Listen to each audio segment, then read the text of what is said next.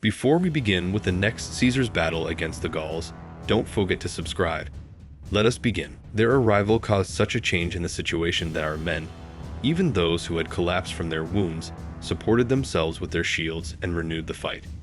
The camp followers, seeing the terrified enemy, armed themselves and confronted the armed foes. The cavalry, in an effort to erase the disgrace of their flight with their bravery, placed themselves in front of the legionary soldiers in all parts of the battle. The enemy, even in their last hope of salvation, showed such great valor that when their first ranks fell, the next stood on top of the fallen and fought from their bodies. When these were knocked down and their bodies piled up, those remaining would hurl their weapons at us from the mound and throw back our javelins that had been intercepted. Thus, it must be concluded that such men of great courage were not without reason willing to cross the widest river, climb the highest banks, and advance into the most unfavorable positions.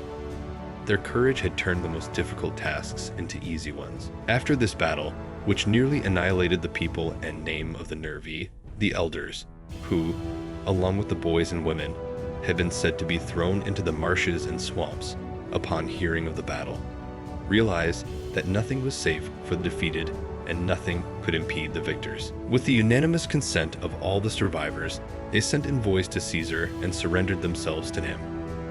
In recounting the calamity of their state, they said that out of 600 senators, only 3 had survived, and out of 60,000 people who could bear arms, scarcely 500 remained. Caesar, in a display of compassion towards the unfortunate and supplicants, carefully preserved them, allowed them to use their own territories and towns, and commanded their neighbors to protect them and their people from harm and injury. The Atrebates, whom we mentioned earlier, were on their way to assist the Nervii with all their forces. Upon hearing of this battle, they turned back home from their march. They abandoned all their towns and strongholds and gathered all their possessions into one town, which was excellently fortified by nature.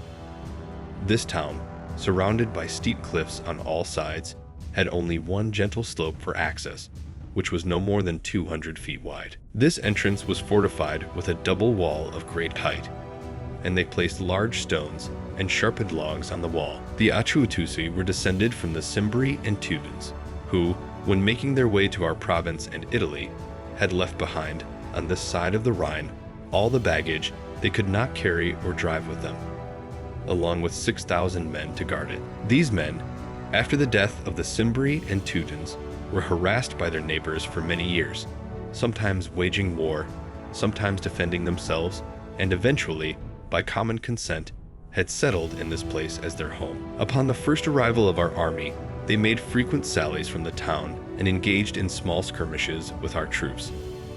Later, having surrounded the town with a 12-foot rampart and numerous forts within a perimeter of 15 miles, they stayed within the town. When they saw our vines advancing and an embankment being constructed with a tower being set up at a distance, they began to ridicule it from the wall and mockingly ask with what mallets or what strength such small-statured men, for generally all Gauls despise our short height compared to their great size, could hope to place such a heavy tower on the wall. However, when they saw the tower moving and approaching the walls, disturbed by the strange and unprecedented sight, they sent envoys to Caesar to negotiate peace. They declared that they did not believe the Romans could wage war without divine help, being able to move such large machines with such speed, and they surrendered themselves and all their possessions to his power. They had only one request and plea: if, by his clemency and kindness, which they had heard so much about from others, he decided to spare the Atrebates,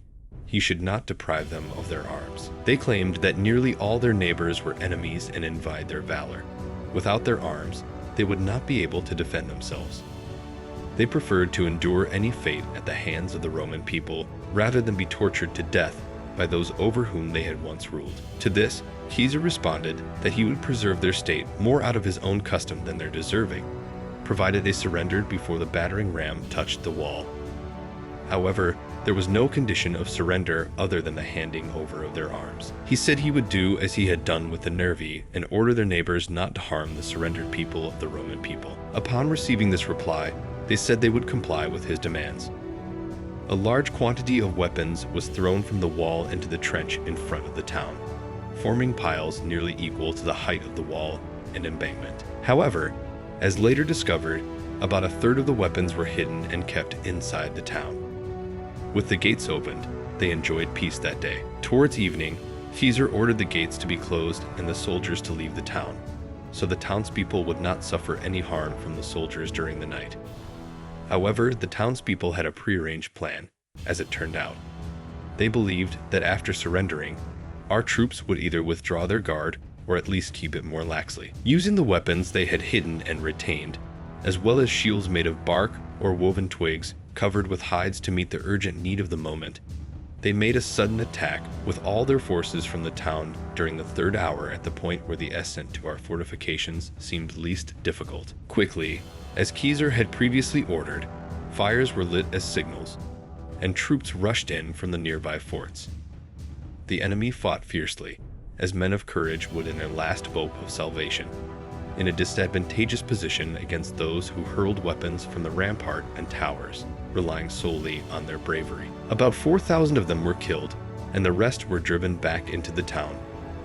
The next day, after breaking through the gates, with no one left to defend them, and our soldiers let inside, Caesar sold the entire town as booty.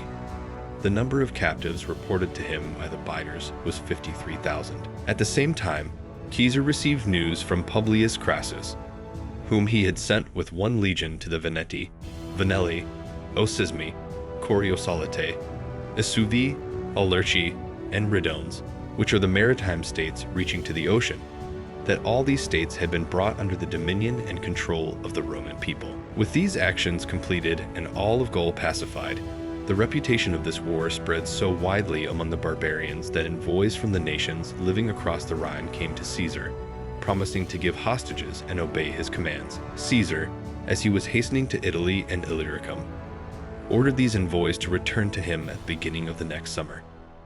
He himself, after leading his legions into winter quarters among the Carnutes, Andes, and Turones, and the other states near the places where he had waged war, set out for Italy. For these achievements, based on Caesar's letters, a 15-day Thanksgiving was decreed, which had never before been granted to anyone. If you, like me, are looking forward to see what is happening next, don't forget to subscribe.